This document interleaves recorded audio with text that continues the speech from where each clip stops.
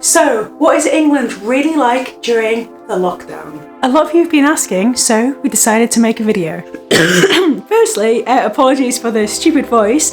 I'm fairly sure we've actually all had the coronavirus and we're just still getting over it, but still wanted to make you a video. We have managed to get some footage of the outside world, but we've been taking the government guidelines really seriously. So the only footage we have got is when we've left the house for the 4 reasons you're allowed to leave the house. At the point of making this video, you can only leave the house for 4 reasons. 1, shopping for absolute basic essentials that you really need. 2, 1 form of exercise per day. 3, any medical needs, of course. 4, if you actually have to travel to work. Right now, all shops that aren't selling essential basics have been closed. All services that aren't essential have been closed, and the police are now able to enforce you staying in your homes or fining you if you are travelling or going somewhere that you shouldn't be. Of course, everyone is practicing social distancing when they are going out for those essentials, and everyone is washing their hands.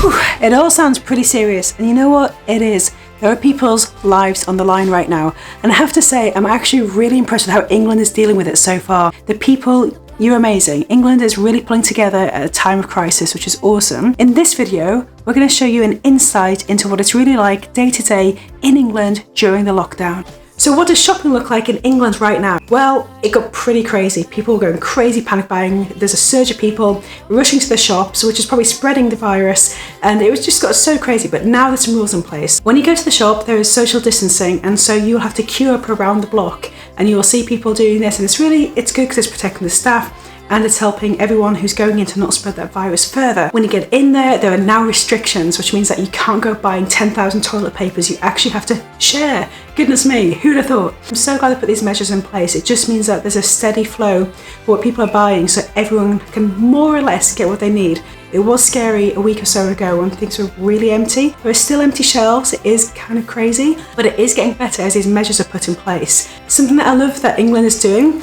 is that there's an hour for the NHS and there's an hour for vulnerable people, where just those people can go into the shops and get priority. I think that's so good. Because people are going into isolation for up to 2 weeks at a time, they are being more organised, and that is different to panic buying.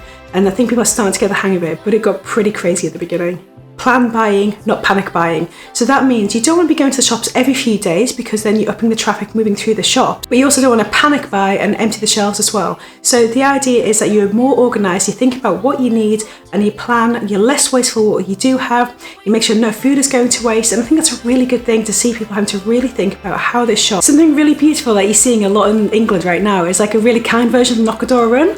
So when we went into isolation, people were really kind and people were actually dropping food off for us. And when we've been out of isolation, we've been doing the same. And it's really sweet. So if you go into the shops anyway, you check if people need essentials, or you might want to get both essentials and something to cheer them up.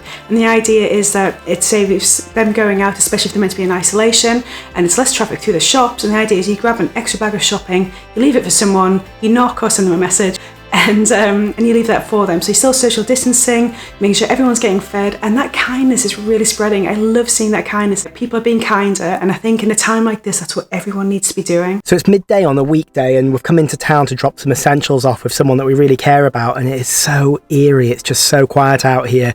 In this area of town, it's usually buzzing time, and it's just completely quiet. You can see the occasional people walking by here and there, the odd car here and there. It just feels like just an absolute ghost town. It's crazy.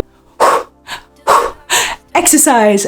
This one is really controversial. I know some of you are not leaving your homes for exercise at all. We have tried to get really creative. We are doing more yoga and more classes inside and on the decking, and we're trying to, even though we have a small space, we're trying to make the absolute most of exercising inside. But at the moment, you are allowed out for exercise. You are allowed out once a day for exercise, as long as you're practicing social distancing. So that is something that we have been doing. I've just had a baby. I need fresh air. I need to run. I need to try and stay fit and healthy.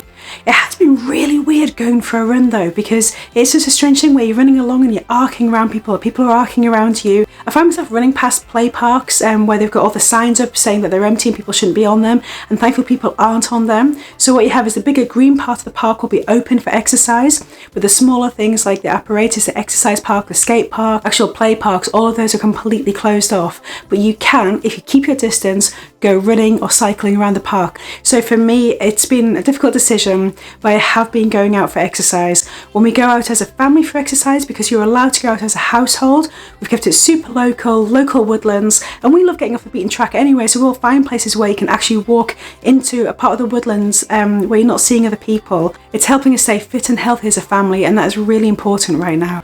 What does medical care look like in the UK right now? So everyone is pulling together to flatten that curve. At the moment, the hospitals are coping, which is awesome. The idea is you don't go into the hospital unless you absolutely need to. So we've had loads of appointments that are non-essential that we've cancelled and we've stayed at home. And when we were isolating, even though Pete had a really bad fever, the advice, and we took it, was to stay home and sweat it out.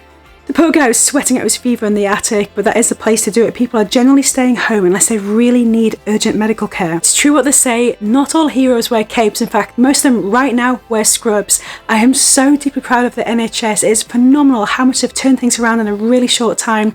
I'm so proud of England. There's been over 750,000 people volunteer to help the NHS when it needs it most. There's been these hospitals, pop-up hospitals built all around the country. It is outstanding. It's just mind-blowing what people are doing. It's terrifying that we're having to do it, but I'm just so grateful to be part of England and seeing it come together. What is it like working in England right now? In a very short amount of time, companies across England adapted super fast and got as many people working remotely in their homes as possible. Right now, Peter's working as a teacher and he loves his job and he is missing the students. It's been awesome what they've managed to do. They've got something called Google Classroom, so now he gets to work from home, which means we get to be around him more. That's a great thing about working from a laptop, is that you can move it around the home. So he has a dedicated workspace, but then depending on what he's working on, he can come and be part of the family. Because there's no commute right now, that also means that we have a bit more time together in the morning as a family, and that's been really awesome. So this is what England looks like on lockdown during the coronavirus. It is pretty surreal. No church gatherings, no family and friends gatherings in each other's houses, no going to playgroups, no going to pubs, no going to restaurants, no going to cafes and coffee shops, only doing things if they're absolutely essential. Otherwise, it's all about staying home, which for us was a real shock to the system. We love being outdoors. We love being outdoors all day long. We love exploring. You know that about us. So it was a big shock to our system, and I know it's a shock to a lot of people all around the world having to make these adaptations. But as everyone is adapting and taking it seriously and staying at home, we're starting to see results already, which is really exciting. There's no way I am ending on a negative note. I know there's a list of things that you can't do, but the things that you can do, in amongst the fear and the sadness and the horrific things that are going on, there is lots of silver lining and there is lots of goodness and beauty coming out of it. And that's often the time, in a time of crisis, amazing things happen.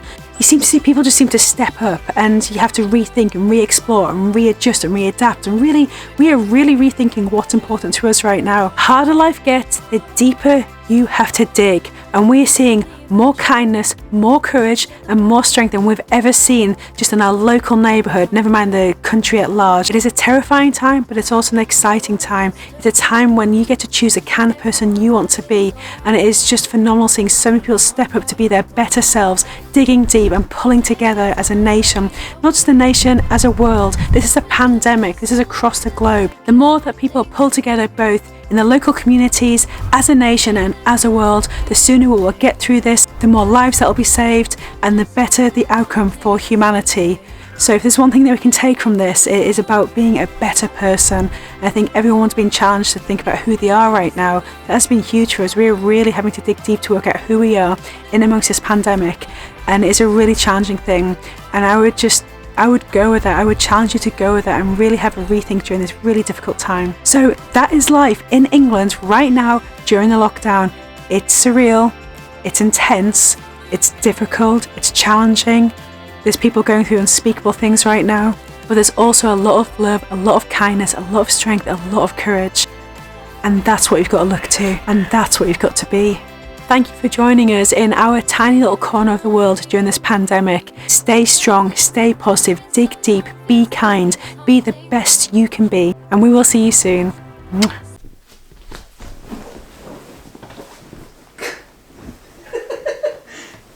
This isn't quite working. Right.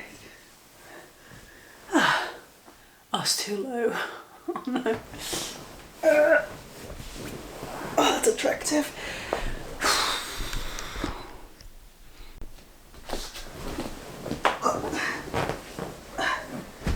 some exercise for the day. Oh, that's still too low. Or high or low. Again. Okay. Whoa. Can't imagine what anyone out the window thinks. Okay. So, well, this is working really well, so my voice is going. So many of you are wondering what the UK is like during lockdown.